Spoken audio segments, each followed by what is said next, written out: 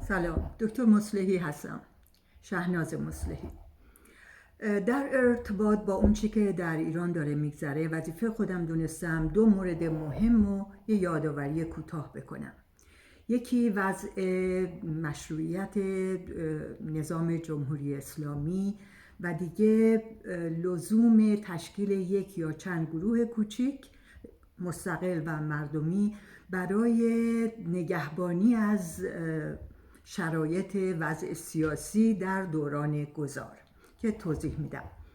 در مورد اول میخوام بهترین یادآوری شاید این هست که ببینیم اصلا مفهوم و معنی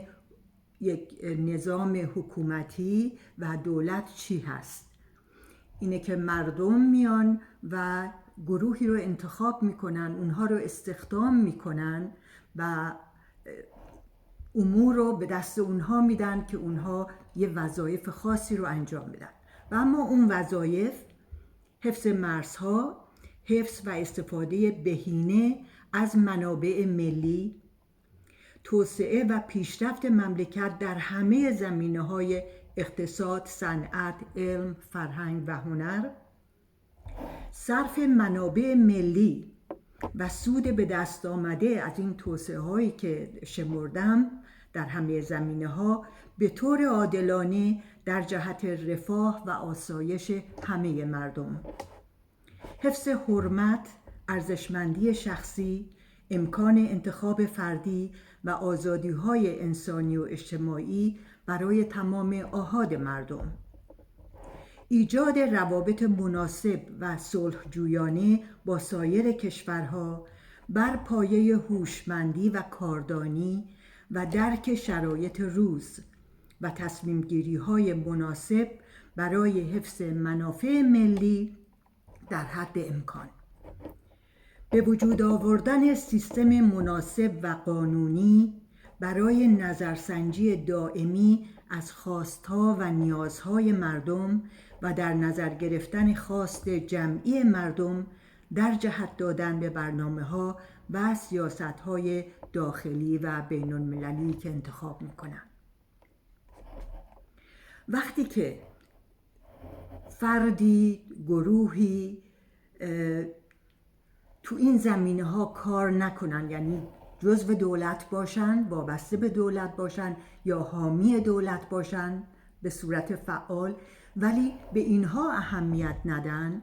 و خوشبختی و راحتی و رفاه و توسعه مردمشون رو در نظر نگیرن و فقط دنبال یا منافع شخصی، حالا اگر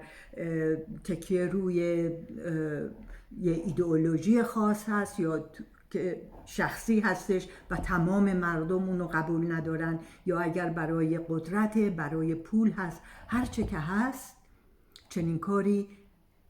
غیر اخلاقی، غیر قانونی، غیر انسانی و غیر الهی هست. بنابراین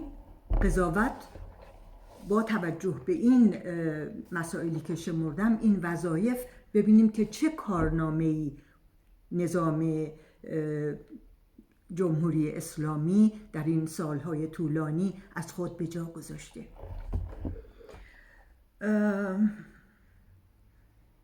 و یه مورد عجیب این که شاید فقط به این نکته آدم توجه بکنه که حاصل این مدیریت و این حکومت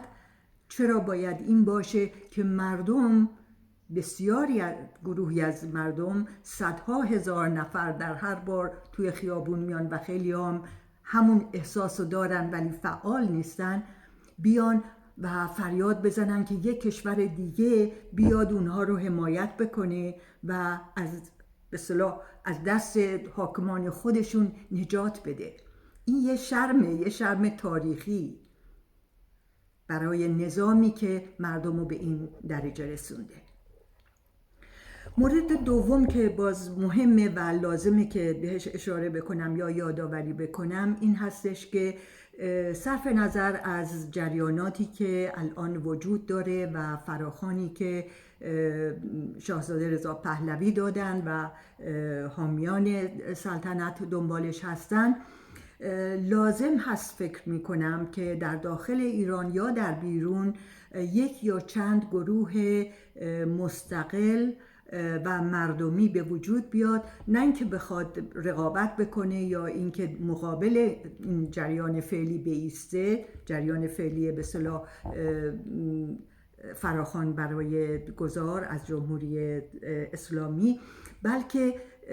میتونه حامی اونها باشه، در کنار اونها باشه، ولی وظیفش این باشه که از حالا شروع بکنه یک گروه، یک جمع کوچک افراد صالح دانا وارد به مسائل سیاسی و علاقمند به این کار رو اینها دور هم جمع بشن و یه هدفهای مشخصی برای خودشون بذارن. اینا رو توی امریکا به این چنین گروه‌هایی واچ داگ میگن، یعنی حالا اسمش مثل سگ نگهبانه، در حقیقت اشاره به خصوصیات وفاداری، هوشیاری، توجه زیاد و خبر دادن به صاحب خانه که در مورد میشه مردم و حکومتی که مردمی هست، برای هر اشکالی که ممکنه وجود داشته باشه یا مورد مشکوکی که هستش. بنابراین درست کردن این واچ داگ گروپ یا گروه نگهبان بسیار کار مفیدی هستش در هر زمانی و در هر شرایطی و چیزی است که باید ادامه دار باشه. یه وظیفه مهمی که فکر میکنم الان خوبه که این گروه به عهده بگیره این هستش که گرچه مردم به خاطر این سختی ها و به خاطر تمام این جریانات آگاهتر از قبل شدن ولی با این وصف اگر که بشه آگاهی سیاسی و علاقمندی به امور سیاسی، دخالت کردن، مسئولیت شهروندی، اینها رو به طوری بشه تشویق کرد که ترویج بیشتری پیدا بکنه، خیلی مفیده برای روزی که میخوان همه پرسی بکنن و مردم رأی بدن که چی میخوان، چه نوع حکومتی رو میخوان. بنابراین اون موقع اگر این کار با یه تفکر قبلی انجام شده باشه، با یه آمادگی قبلی انجام شده باشه این همه پرسی، خب رأیی که مردم میدن، رأیی که هر فرد میده هوشمندانه و درست خواهد بود و بر اساس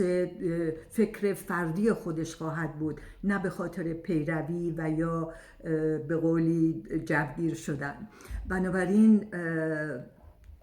امیدوارم که به این مسئله توجه بشه و این گروه‌های خصوصی به وجود بیاد و امیدوارم که این جریان گذار به صورت متمدنانه و با صلح انجام بشه و از خرابی بیشتر برای کشورمون و برای سختی بیشتر و مرگ و میر بیشتر متاسفانه برای کشورمون جلوگیری بشه و کمتر بشه. ممنونم که گوش کردین. موفق باشین هممون برای پیروزی ایران. مرسی.